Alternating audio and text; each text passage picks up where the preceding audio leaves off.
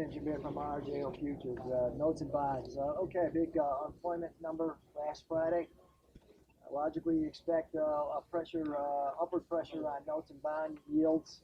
However, the market shook off the 292 number and remained in the doldrums. Yields did not go higher. Why? Basically, of course, the rout in the world stock markets that has come about at the start of the new year here too, led, of course, by Chinese weakness. Now, the notes and bonds are also influenced greatly by what's happening in China, rather. Of course, the equity collapse there has led to some flight to quality buying in notes and bonds, but it's been subdued. Very subdued in the sense the yields really have not fallen greatly, and that could be China too. China actually has been offsetting its inventory of U.S. bonds and offsetting any price appreciation. Basically, they need the money. They're trying to put some type of bottom, or at least make their stock market drop more orderly, and to raise cash. The simplest thing for them to do is to sell off some of the U.S. Treasuries they hold. And some people say they've sold up to $187 billion worth of Treasuries, and this has kept prices in check.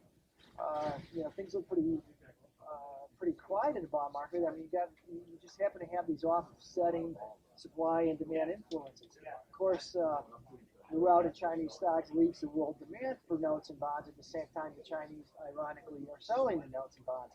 Also, disinflationary activity in most of the futures markets, commodity markets, that is, continues. We're low in crude oil today. Metals, except for gold, are under pressure again. Dollars stayed relatively strong. There's all kinds of props up to the bond prices, and the bears so far this year in the bonds. We aren't doing any better than they have the last X number of years. Anyways, it's an auction week. Expect auction results Wednesday the 10-year, Thursday the 30-year. Market will be interested in what price clears those things. There's a lot of Fed governors speaking this week. In fact, Fisher speaks tomorrow morning before things really get going, 5:30 Eastern time. Must be in Europe or something. Lacker speaks at the end of the day. Rosengren speaks Wednesday. Evans speaks Wednesday. And again, you got the note auction Wednesday. Bulliard speaks Thursday.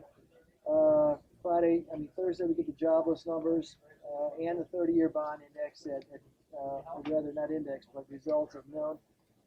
Friday, retail sales, probably the biggest number of the week. And then Dudley talks industrial production. So we'll see Friday. I mean, U.S. numbers, regardless of the big employment number Friday, have been generally weakening.